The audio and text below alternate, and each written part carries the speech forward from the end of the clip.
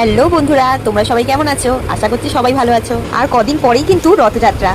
রথ টানার পাট আমাদের ঘর দিয়ে সেই কবেই উঠে গেছিল, কিন্তু এই বছর আমাদের ঘরে কিন্তু একটা ছোট্ট সদস্য আছে যে তার ছোট্ট রথ নিয়ে বেরাবে।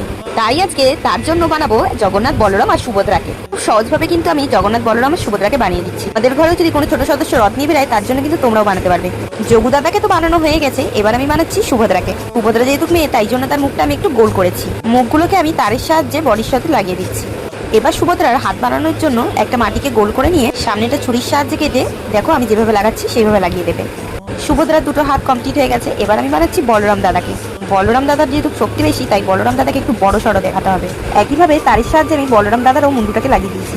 এবার সেম ভাবে সুভদ্রার মতোই বলরাম দাদার হাতগুলোকে আমি আটকে দিচ্ছি।